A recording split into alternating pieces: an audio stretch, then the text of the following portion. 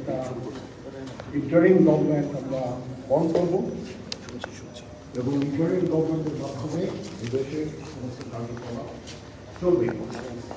আমরা এখন মাননীয় রাষ্ট্রপতির কাছে যাব যে এই ইন্টারিম গভর্নমেন্ট ফর্মের ব্যাপারে আমার সাথে আলোচনা করে ইন্টারিম গভর্নমেন্ট ফর্ম করে দেশ পরিচালনা করব।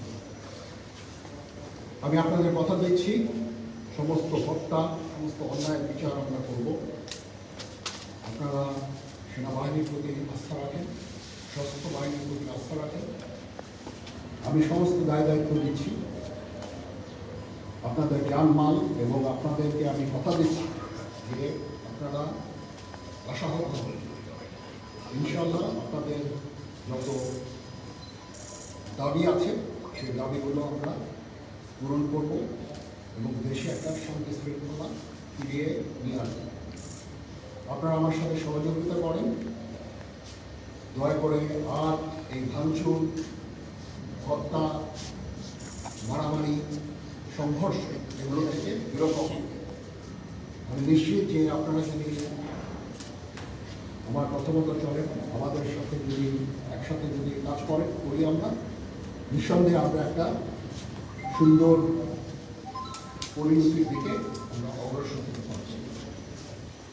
আপনারা দয়া করে আমাকে সাহায্য করেন। মারামারি করে এই সংঘাতের মাধ্যমে আমরা আর কিছু অ্যাচিভ করতে পারবো না, আর কিছু আমরা পাবো না।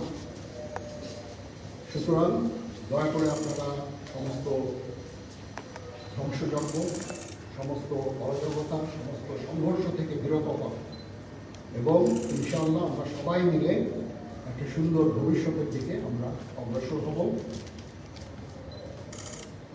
প্রতিটা হত্যার বিচার করা হবে, প্রতিটা অন্যায়ের বিচার হবে। আমরা আজকে সুন্দরভাবে কথা বলেছি, সমস্ত দলের প্রধান দলের নেতারা এখানে উপস্থিত ছিলেন।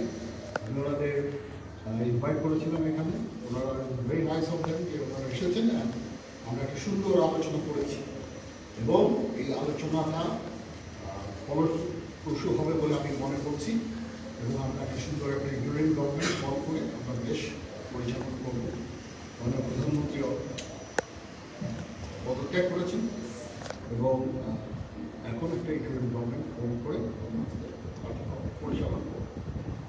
আপনারা একটু ধৈর্য ধরেন, আমাদের কিছু সময় দেন, ইনশাআল্লাহ আমরা সবাই মিলে সমস্ত সমস্যার সমাধান করতে সক্ষম হব। আপনারা আর এই সংঘাতের পথে যাবেন না এবং শান্তি শৃঙ্খলার পথে ফেরত চলে আসেন। আমাদের দেশের অনেক ক্ষতি হচ্ছে, অর্থ সম্পদের ক্ষতি হচ্ছে, জানের লোকজন মারা যাচ্ছে।